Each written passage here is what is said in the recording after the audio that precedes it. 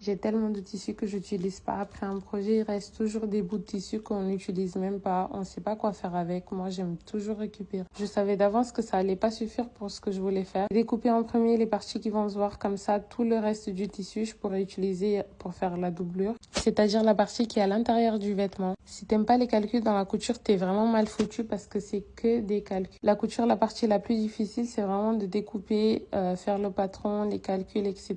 Quand tu réfléchis comment utiliser pour ne rien gaspiller parce que le tissu coûte cher. J'ai réussi à avoir toutes les pièces que je voulais. Là, je commence un peu à assembler. C'est très dur de filmer à une main. Ça commençait à partir dans tous les sens. Il y a aussi la partie que je crains le plus quand t'as plusieurs épaisseurs et que t'as peur de casser ton aiguille. Chaque fois, ça me surprend toujours. Moins de vérité, l'essayage, toujours essayer. Pour voir ce que ça peut donner, j'étais assez contente quand même. Oui, on voit bien par la fenêtre qu'il fait toujours nuit. J'adore coudre quand c'est la nuit. Je sais pas, je suis plus concentrée que la journée. La journée, j'ai tendance à avoir la tête un peu ailleurs. Franchement, là, c'est pas mal. J'ai commencé à regarder. Là, c'est ce que ça donne à l'intérieur et à l'extérieur.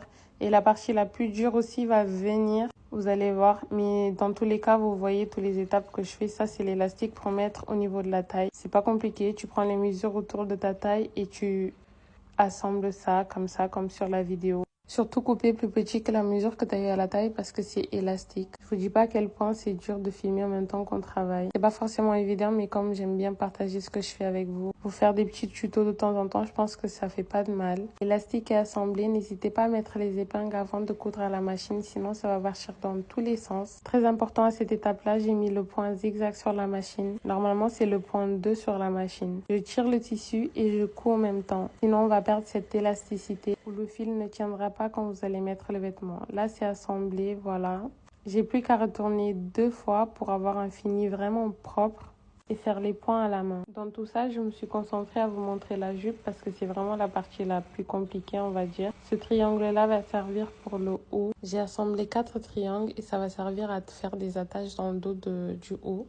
Et la partie que j'ai détestée, c'était vraiment pour faire ce mouvement-là sur la jupe à la main. J'étais assez contente du résultat. Franchement, quand on porte le vêtement, on se dit « Ok, j'ai pas bossé pour rien ».